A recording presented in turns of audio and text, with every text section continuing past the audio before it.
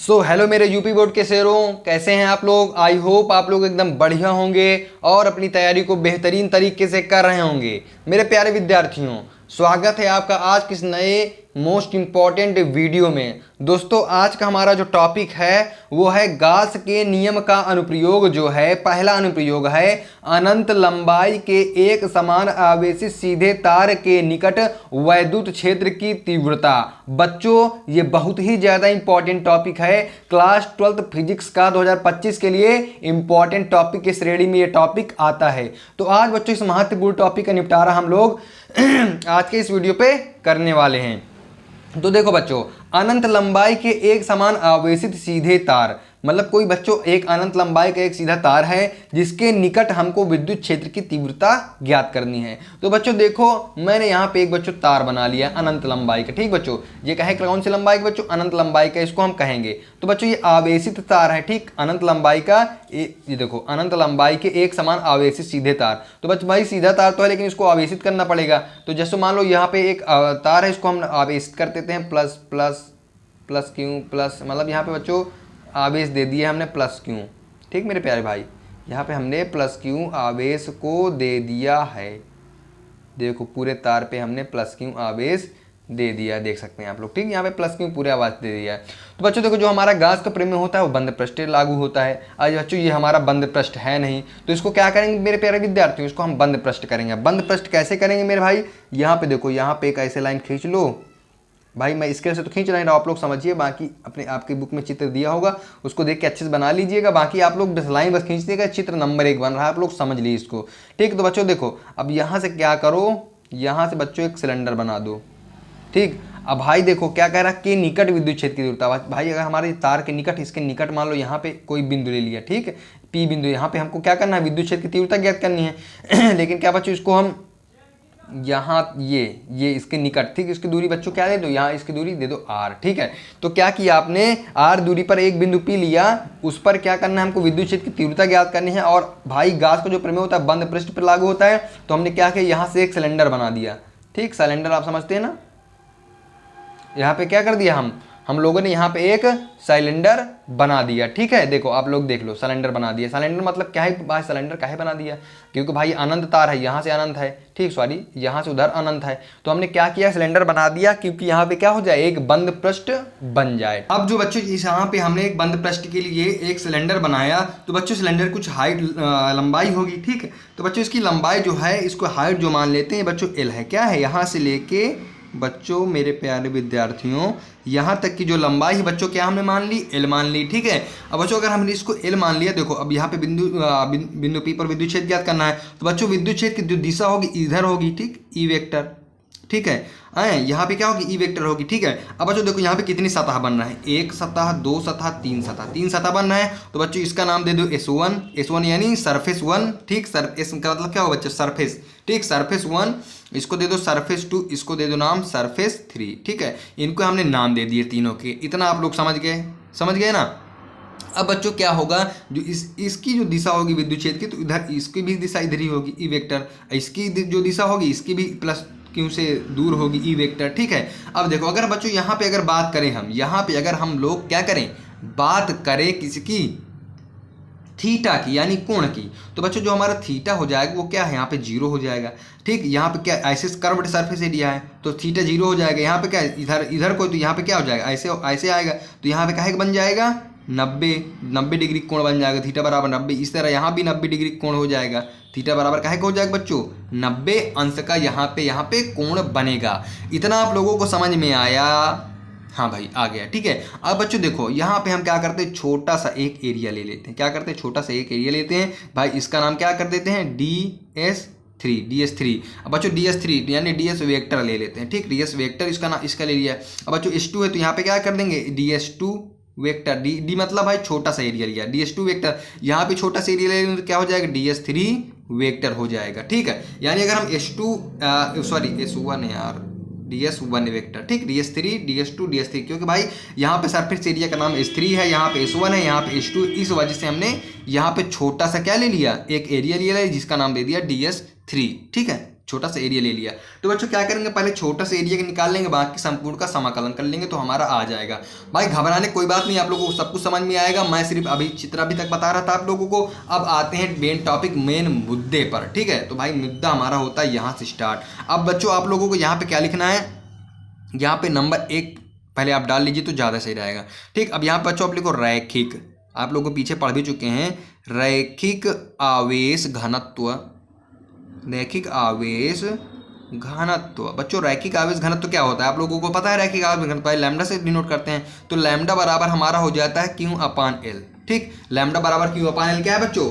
रैखिक आवेश घनत्व है हमारा। अब बच्चों अगर यहाँ पे हमने अगर Q का मान निकाले तो क्या हो जाएगा? Q बराबर बच्चों हो जाएगा लैम्डा गुणे L।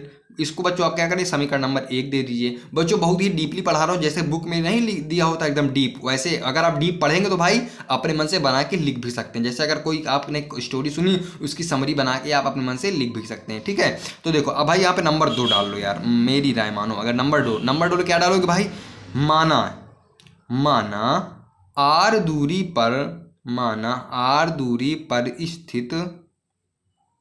दूरी पर स्थित बिंदु P पर वैद्युत क्षेत्र की तीव्रता ज्ञात करनी है। क्या करना है? वैद्युत क्षेत्र की यहाँ पे लिख दो तीव्रता, वैद्युत क्षेत्र की तीव्रता ज्ञात करना है, ठीक, या करनी है, कुछ भी लिख दो, करनी है। क्या करना है? माना आर दूरी पर स्थित बिंदु P पर वैद्युत क्षेत्र की तीव्रता ज्ञात करनी है। कैसे भाई? माना आर दूरी पर स्थित बिंदु P पर वैद्युत क्षेत्र की तीव्रता ज्ञात करनी है। हमको निकालना है क्या है? विद्युत क्षेत्र की तीव्रता हमको निकालनी है, ठीक है। वैद्युत क्षेत्र की तीव्रता हमको क्या करनी बच्चों? ज्ञात करनी है, निकालनी है, इसका डेरिवेशन करना है, ठीक है। अब देखो बच्चों यहाँ पे 3 नंबर भी आप लोग डाल सकते हैं, ठीक। डाल लो 3 नंबर, जैसे बता रहा हूँ वैसे वैसे करो तो आप लोगों को बहुत अच्छे से समझ में आएगा, ठीक है। तो बच्चों देखो गासियन, यहाँ पे क्या लिखोगे? गासियन पृष्ठ से गुजरने वाला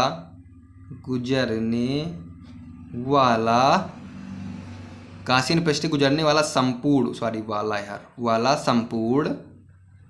गासियन पृष्ठ से गुजरने वाला संपूर्ण विद्युत फ्लक्स। आप लोग को टेंशन बिल्कुल भी नहीं लेनी, सब कुछ समझ में आएगा। विद्युत फ्लक्स, ठीक है, फ्लक्स इतना आप लोगों को लिख देना। गासियन पृष्ठ से गुजरने वाला संपूर्ण वैद्युत फ्लक्स। अब क्या भाई, गासियन पृष्ठ से गुजरने वाला संपूर्ण वैद्युत फ्लक्स क्या होता है? फाई ई से हम क्या करते हैं? डिनोट करते हैं, ठीक। फाई ई बराबर अगर संपूर्ण वैद्युत फ्लक्स यानी समाकलन लग जाएगा, क्या होता है? E vector into ds vector. ये हमारा क्या होता है? गासियन पृष्ठ से गुजरने वाला संपूर्ण वैद्युत फ्लक्स, ठीक। समाकलन लग गया, इसका मतलब संपूर्ण वैद्युत फ्लक्स होगा। अब बच्चों आगे आप लोगों को लिखना है, क्या लिखना है? यहाँ पे लिखना है आपको बेलन के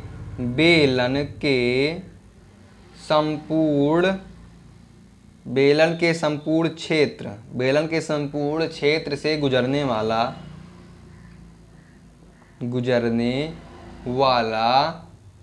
वैद्युत फ्लक्स। तो क्या हो जाएगा? वैद्युत फ्लक्स। यहाँ पे लिख दो फ्लक्स। क्या है? बेलन के संपूर्ण क्षेत्र से गुजरने वाला वैद्युत फ्लक्स। तो भाई बेलन के संपूर्ण क्षेत्र से गुजरने वाला वैद्युत फ्लक्स तो क्या होगा भाई? किसका हमने किसका जाना? अभी हमने जाना गासियन पृष्ठ से गुजरने वाला संपूर्ण वैद्युत फ्लक्स। तो गासियन पृष्ठ का क्या होता है? फाई ई बराबर ई समाकलन E vector into ds vector. तो हमने क्या अब क्या जानेंगे भाई? बेलन के संपूर्ण क्षेत्र से गुजरने वाला विद्युत फ्लक्स। तो भाई बेलन के अगर संपूर्ण क्षेत्र से गुजरेंगे तो भाई सभी का एरिया लेना पड़ेगा, ठीक है। सभी किसका? संपूर्ण क्षेत्र, यानी कि 3 क्षेत्र हैं, तीनों क्षेत्र का हमें एरिया लेना पड़ेगा, ठीक है भाई। S1 S2 S3 आप लोगों ने जाना, ठीक है। तो अब भाई क्या करेंगे? आपने यहाँ पे लिखना फाई ई बराबर लिखेंगे आप लोग समाकलन भाई S1, पहले S1 यानी S1 का एरिया ले लेते हैं, ठीक है। S1 यानी सबसे ऊपर वाले का। तो क्या होगा? E vector into ds1 vector, ठीक, यही तो हमारा होगा, ठीक। प्लस समाकलन S2 का ले लेते हैं, S2 बराबर ई वेक्टर S2 का ले लेते हैं, S2 into ds2 vector, ds2 E2 vector हो जाएगा। प्लस क्या करेंगे? समाकलन लगा देंगे, किसका? S3 का लेंगे इस बार। तो ई वेक्टर भाई विद्युत क्षेत्र की तीव्रता एक ही है, ठीक है, विद्युत क्षेत्र की तीव्रता एक ही है। क्या हो जाएगा? ds3 का वेक्टर, ठीक है। तो ये हमारा बच्चों क्या आ गया? फाई यानी संपूर्ण क्षेत्र का क्या आ गया? वैद्युत फ्लक्स हमारा आ गया, ठीक है। अब बच्चों देखो भाई, हम लोगों को ये पता है कि अगर हम लोग वेक्टर हटाते हैं तो यहाँ पे क्या जाता है? कॉस थीटा आ जाता है, सब लोगों को पता है, ठीक है। तो यहाँ पे क्या आ जाएगा? फाई ई बराबर होता है बच्चों समाकलन S1 E into ds1 cos theta आ जाएगा, धन समाकलन S2 E into ds 2 cos theta आ जाएगा बच्चों, धन समाकलन S3 E into DS3 cos theta, दिख रहा है, कॉस थीटा आ जाएगा। ठीक है, इतना आप लोगों को समझ में आया। ठीक, अब बच्चों आगे चलते हैं। अब बच्चों आगे क्या सिस्टम है, देखो भाई DS1 वेक्टर बराबर थीटा बराबर क्या है। ठीक है, DS2 वेक्टर बराबर थीटा बराबर क्या है, DS3 वेक्टर बराबर थीटा बराबर क्या है। तो बच्चों मैं आप लोगों को दिखाना चाहता हूं, चित्र के माध्यम से समझाना चाहता हूं। ठीक है, तो भाई DS1 वेक्टर यानी DS1 का थीटा क्या है 90 है। ठीक है, DS3 का थीटा क्या है 0 है, DS2 का क्या है 90 है। आप लोग देख रहे हैं ना भाई, इन्हीं क्षेत्र का तो हम लोग क्या करें, संपूर्ण वैद्युत फ्लक्स का निकाले हैं, संपूर्ण वैद्युत फ्लक्स निकाले हैं इन सब ये संपूर्ण क्षेत्र का। तो DS1 का क्या है बच्चों, DS1 का है हमारा 90 डिग्री है। ठीक है, DS2 का भी क्या है 90 डिग्री है, DS3 का बच्चों क्या है 0 डिग्री है। इतना आप लोगों को समझ में आया। अब बच्चों हम मान रख देते हैं थीटा की जगह। ठीक है, तो भाई अगर फाई ई बराबर क्या हम करेंगे, समाकलन S1 E into DS1 cos 90। ठीक, कॉस 90 प्लस समाकलन S2 E into DS2 cos 90, DS2 का भी तो कॉस 90 है। ठीक, कॉस 90। अब बच्चों आगे हमारा क्या है, धन का चिन्ह लगा दो, धन का चिन्ह लगा दो भैया। यहाँ पे लिख दो समाकलन S3 E into DS3 cos 0। भाई DS3 का क्या है कॉस 0 है। ठीक है, इतना आप लोगों को समझ में आया। अब भाई देखो भाई कॉस 90 का मान क्या होता है, कॉस 90 का मान 0। ठीक, कॉस 90 का मान 0। तो भाई अगर ये 0 बन जाएगा तो क्या हो जाएगा भाई, ये 0 बन जाएगा। कॉस 0 का मान कितना होता है भाई 1 होता है। भाई ज़्यादा डिटेल में नहीं लिखूंगा, वैसे वीडियो लंबी हो रही है। तो क्या है भाई कॉस 90 का मान, इसका मान क्या हो जाएगा, इसका मान आप लोगों को पेपर में ऐसा नहीं लिखना, मैं आपको बता रहा, इसका मान 0 हो जाएगा, इसका मान 0 है। क्यों, क्योंकि भाई कॉस 90 का मान होता है 0। ठीक, अब 0 से गुणा होगी इसकी भी गुणा होगी तो भाई सब 0, इसकी 0 से गुणा होगी, इसकी 0 होगी तो भाई सब 0। ठीक है, अब बचेगा ये कॉस 0 का मान क्या होता है, कॉस 0 का मान बच्चों होता है 1 होता है। कॉस 0 का मान कितना होता है 1, तो भाई 1 गुणा होगी तो क्या होगी, यहाँ पे क्या बचेगा, यहाँ पे बचेगा फाई ई बराबर बचेगा समाकलन S3 E इंटू DS3। इतना ही तो बचेगा, इतना बचेगा कि नहीं बचेगा भाई, बोलो यार, बचेगा ना। हाँ, इतना बचेगा। तो बच्चों जब इतना हमारा बचेगा तो हम क्या करेंगे, फाई ई बराबर बच्चों भाई इसका समाकलन तो विद्युत क्षेत्र का समाकलन होगा नहीं, तो इसको हम क्या करें, समाकलन के बाहर लिख लेते हैं ई। अब बच्चों समाकलन होगा S3 DS3 यानी संपूर्ण विद्युत फ्लक्स, वो संपूर्ण क्षेत्रफल का। तो बच्चों देखो जो हमारा भाई हमारा ये एक प्रकार से क्या बना है, बेलन ही तो बना है। देखो मैं आपको दिखाता हूँ, ये क्या है, एक प्रकार से हमारा बेलन ही तो बना है ना, बेलन ही तो बना है। तो हमने इतने का निकाला है अभी क्षेत्रफल इतना। बच्चों अगर संपूर्ण का हमने निकाल लिया, संपूर्ण का भी हमने निकाल लिया, तो बच्चों संपूर्ण क्षेत्र बेलन का संपूर्ण क्षेत्रफल क्या होता है, आपने कक्षा 10 में पढ़ा है, क्या होता है 2πRL होता है। क्या होता है बच्चों 2πRL होता है। कितने बेकार के आदमी आप लोगों को कक्षा 10 की चीज़ें भी नहीं याद है ना। तो क्या होता है मैं आपको बताता हूँ, फाई ई बराबर बच्चों हो जाएगा ई इंटू संपूर्ण वैद्युत फ्लक्स, ही हमारा वो संपूर्ण क्षेत्रफल हो जाएगा। संपूर्ण क्षेत्रफल क्या होता है 2πR इंटू L। तो बच्चों इसको क्या दे दो, समीकरण नंबर 2 नाम दे दो।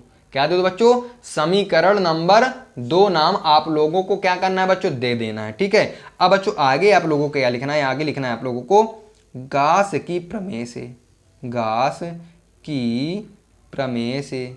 ठीक बच्चों आप लोग 2 बार वीडियो देख लीजिए, सबको समझ में आ जाएगा, प्रमेय से, गास की प्रमेय से। ठीक, तो बच्चों गास की प्रमेय हमारी क्या होती है, फाई ई बराबर होती है क्यू अपान एप्सिलॉन नॉट। क्यों अपान एप्सिलॉन नॉट होती है कि नहीं होती। अब बच्चों इसको समीकरण नंबर क्या दे दो, 3 दे दो, 1 2 3। समीकरण नंबर क्या दे दो बच्चों, 3 दे दो। ठीक है, यहाँ पे लिखो समीकरण 3 में क्यू का मान रखने पर, क्यू का मान रखने पर, भाई समीकरण 3 में क्यू का मान रखोगे तो क्यू का मान क्या है भाई, शुरुआत में ही तो आप लोगों ने क्यू का मान निकाल लिया था, दिखा दूं मैं आपको। ये देखो क्यू का मान क्या है, लैम्डा इंटू एल है। क्या है क्यू का मान, लैम्डा गुणे एल है क्यू का मान। तो भाई यहाँ पे लिख दो, क्या लिखोगे फाई ई, क्या लिखोगे बच्चों, यहाँ पे लिखोगे आप फाई ई बराबर लैम्डा गुणे एल अपान एप्सिलॉन नॉट। ये इसको बच्चों क्या दे दो, समीकरण नंबर 4 दे दो। समीकरण नंबर इसको 4 दे दिया भाई, 4 है यार, 4।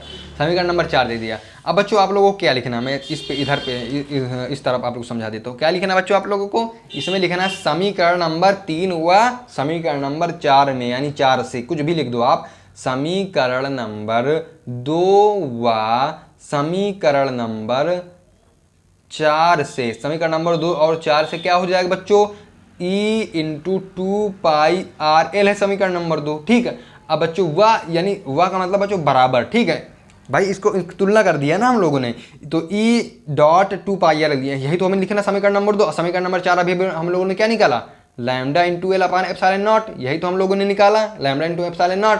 तो बच्चों क्या हो जाएगा भाई, देखो यहाँ पे एल से एल कट जाएगा ना। अब बच्चों ई हमारा जो है, ई बराबर क्या आ जाएगा, ई बराबर हमारा लैम्डा अपान बच्चों ये हमारे नीचे आ जाएगा, क्या आ जाएगा 2πr, ये बचेगा एप्सिलॉन नॉट। ये हमारा क्या हो गया बच्चों, क्या आ गया, ये हमारा आ गया पूरा डेरिवेशन बच्चों। इसका जो हमारा न्यूमेरिकल होता है N/Q, यानी न्यूटन बटे प्रति कूलम होता है विद्युत क्षेत्र का तीव्रता का न्यूमेरिकल। ठीक है, तो बच्चों आशा करता हूँ आप लोगों को ये मेरी प्यारी सी वीडियो पसंद आई होगी। ठीक है, ये मेरा प्यारा सा डेरिवेशन आप लोगों को पसंद आया होगा भाई। अगर आप लोगों ने फुल वीडियो बैच की है तो भाई हमारे चैनल को क्या कर लीजिए बच्चों, सब्सक्राइब कर लीजिए। ठीक है, एक प्यारा सा कमेंट कर दीजिए। मिलते हैं किसी एक अन्य मोस्ट इंपॉर्टेंट टॉपिक के साथ, तब तक के लिए बच्चों बाय बाय।